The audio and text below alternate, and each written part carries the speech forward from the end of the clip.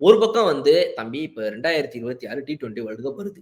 நீ இந்த டைம்ல என் கூட விளையாட்டு பண்ணிக்கிட்டு இருக்காத. மண்டை வலி வேற மாரி இருக்கு எனக்கு. வேணாம். ஒரு மாரி ஆயி போயிரும். என்ன மாரி சார் ஆகும்?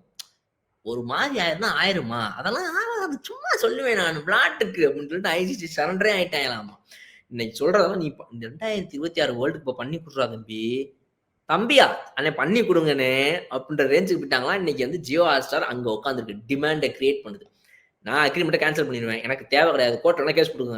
இவன் எனக்கு பண்ணி குடுக்குறேன்னு சொல்லிட்டு என்ட்ட காச கட்டுனா, இப்ப வந்து வேணான்னு சொல்றான். கட்டுங்க. நான் சொல்றேன். என் அமௌண்ட் குடுங்கன்னு சொன்னா, இவன் குடுக்க மாட்டேங்கிறான் சார். நான் சொல்றேன் கோர்ட்ல. அப்படின்ற ரேஞ்சுக்கு இன்னைக்கு வந்து ரிலையன்ஸ் ஃபவுண்டேஷன், இந்த வியாகாம் 18 இவங்க வந்து ரொம்ப ஸ்ட்ரிக்ட்டா இதுல வந்து வேணான்னு சொல்றதுக்கு ரெடி ஆகுறாங்களாம். கடைசி பேச்சுவார்த்தைகள்ல 2026 வேர்ல்ட் கப் வந்துருச்சு. இந்த நேரத்துல நீ சேட்டைய பண்ணனா, நாளைக்கு நீ என்னைய நேர்ல பார்க்க முடியாது. நான் எங்க இருப்பேன்னு எனக்கு தெரியாது. ரைட்டா? அப்புறம் என்னைய தலைமறைவாக வச்சுறாத. தயவு செய்து சொல்றேன். இத பண்ணி குடுத்து முடி.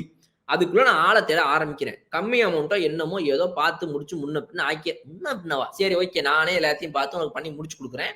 அப்டின்ற ரேஞ்சுக்கு இன்னைக்கு ஆக்ஷன நடத்தின ஐசிசி பணத்த கட்டி உள்ள ஒருத்தங்க கிட்ட இன்னைக்கு தம்பி கொஞ்சம் ப்ளீஸ்ரா அப்படின்னு கேட்கிற நிலைமைக்கு ஆயிருச்சு அப்படின்றது தான் வந்து இப்ப சிச்சுவேஷன்.